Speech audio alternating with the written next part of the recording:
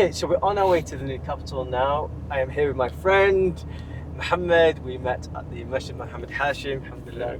It's been a few months that we've known each other. He's in real estate, and last time we went to the new capital, he gave me so much, he shared so much knowledge, so much wisdom, so many insights. So I've asked him again, can we go together so we can share with you what you can expect and what we can now see? Because it's been 7 months, maybe more than that, since we last went. So let's see what we're going to find. It was in the last time we went was actually around 7 months ago. So the one thing that I really want to see is there anyone living there? Like, it was so vast, so many homes, so many properties, apartments, yet literally, I promise you, in the miles and miles that we went across, there were probably around 100 people maximum. And this is a location where billions have been spent. I just want to see, is there life now there? And we're going to show you also lots of other interesting things. So let's see what we find. Yeah, let's see. Are there الناس في هذه الكومباوند ولا؟ الناس عايشة ساكنة كثير. ساكنة وعايشة Okay, so he just said it's 5 minutes from the compound that we're staying because I asked him, is it far? But he said, Daik, Sahih? Yes. And I'm learning Fusha. I'm trying my best to learn Fusha, not doing a great job. So they say Daqaik for minutes, but in Amniya, which is the language or the particular dialogue, vernacular that people, locals speak, it's Daik. And these little things make a big difference because most people, they're not speaking the classical Arabic on the streets, they're speaking Ammiya. And that's the thing, because locally they speak Ammiya as their dialect of the Arabic language, whilst most students, anyone who comes to Egypt to learn Arabic, they're learning Fusha. But when you go on the streets, you're trying to have a conversation, you're just asking simple things like, how many minutes away are you? Sometimes the response can throw you off because they're speaking in a completely different language what it feels. But yeah, anyway, I'm getting there. So I'm getting sure. Yes.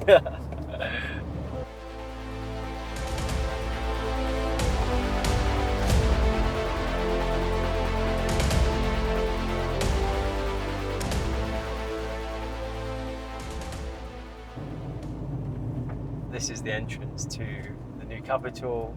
It's absolutely stunning, as you can see, huge gates. I mean, look, there's always incredible waterfalls in these compounds, but there's very little gateways like this.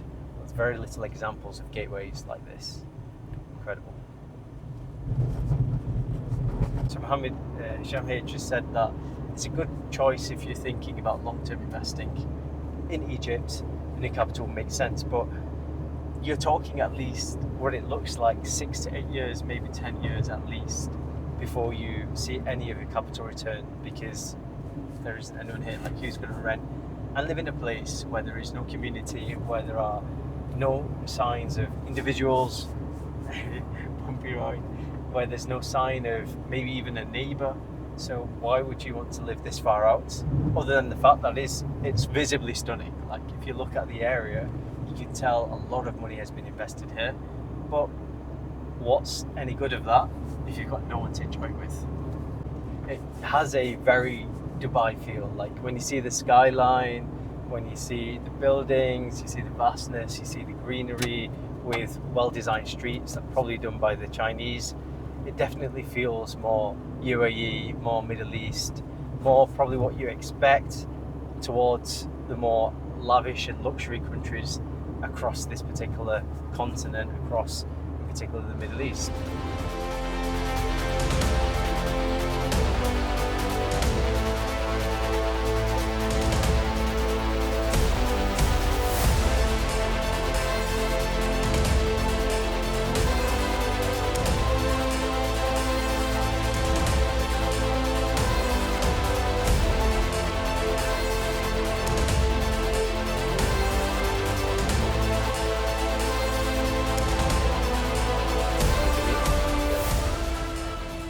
Okay, so where are we right now? We are in Syria, which is one of the most desirable compounds in the new capital. It's by the Talt Mustafa Group. They're the biggest real estate developers here in Egypt. And as you can see, it's absolutely stunning. I mean, you've got luscious palm trees, you've got beautiful villas. You've got apartments the other side. Within a few minutes walk, I think about 10 minutes, you'll find probably a mosque. And it has a very Mediterranean feel, this particular compound and the design of it. There are incredible homes here. You've got maybe 4, 5-bedroom villas, 3, 4 stories, and yet at the same time, no one lives here. I know what you're thinking. Well, if no one lives here, then these villas must be cheap, right? Because they are yet to be habitated or they're yet to be lived in. Well, actually, that's not the case. To buy a villa here, last time we came, it was approximately £800,000 for a 4-bedroom villa. You're talking about $1 million plus for a villa in a compound where there are no people, no amenities live. You probably couldn't get an Uber. You probably couldn't get a Talabat order or your Uber Eats equivalent. You can't get your shopping delivered, or your children cannot play with any other children if you've got kids because no one lives here. So as nice as they are, as stunning as the homes might be, it's not ready yet. And I think that's what we're going to continue to find as we go through the new capital. But let's walk anyway. As you can see, there's still a lot of construction work even being done here, a lot of maintenance. Some individuals, some people just getting their rest in. It is midday. It is still very warm here in New Cairo, or the new capital. It's 33 degrees today, so people are getting or hiding from getting a suntan. Look at it. I mean, there's literally no one here. This is mad. $1 million plus for a home, even here, yes, in Egypt, and nothing. Stunning as it may be.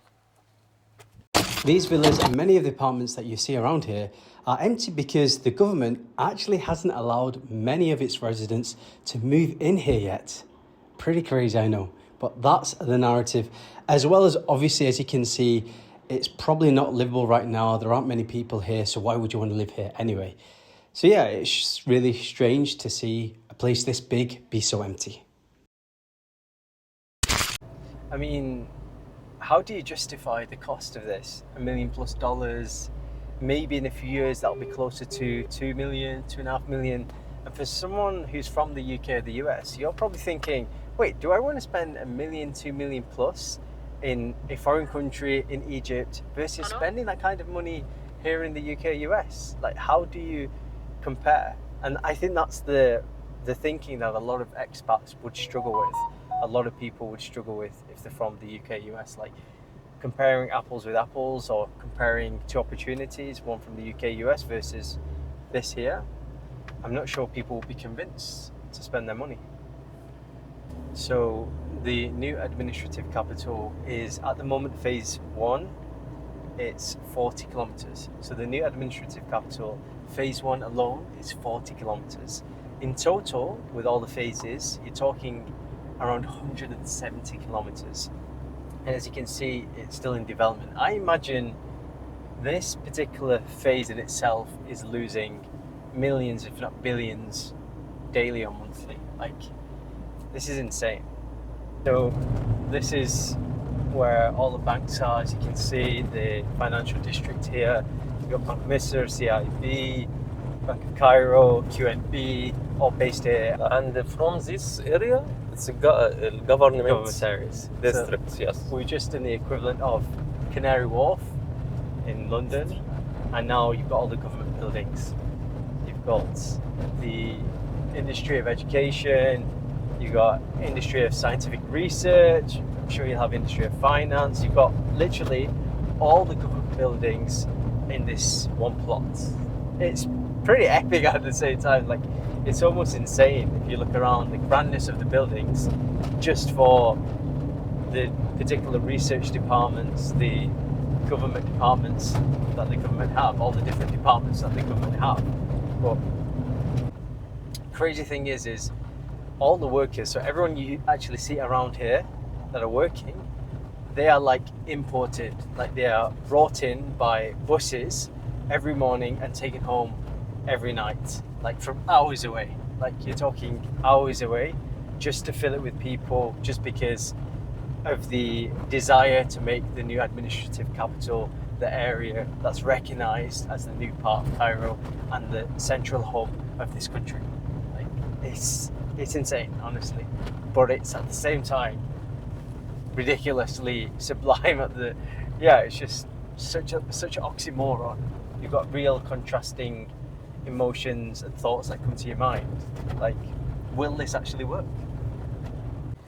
And that, ladies and gentlemen, is the biggest mosque in Africa, Mosque Misr.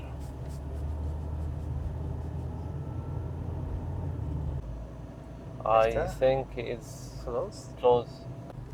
Wow, this is insane. Like, This entrance is closed. like This entrance. this is the biggest mosque in Africa. The outside of the building is done, but literally inside at the moment, still being developed, still being put together, and no doubt this building is closed.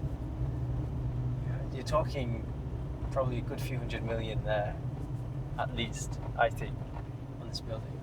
It's stunning, don't get me wrong, it's absolutely stunning. It's a masjid, and you do hope, because great masjids are the heart of the community. They bring people together. I mean, that's how I met this guy. But I don't know if it's going to have any signs of life anytime soon.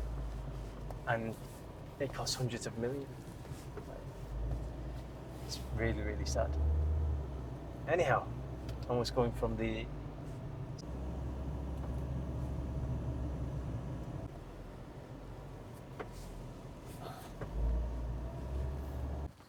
Okay, so there's apparently one area of the mosque that is open. So we're going to try and have a look inside. Kind of out of breath because we've done like 10 stairs. I know 10 stairs only. But it is incredibly beautiful around here. We've got probably another 50 stairs to go. But hopefully be worth it. And we'll be showing you the biggest mosque in Africa and what it looks like inside.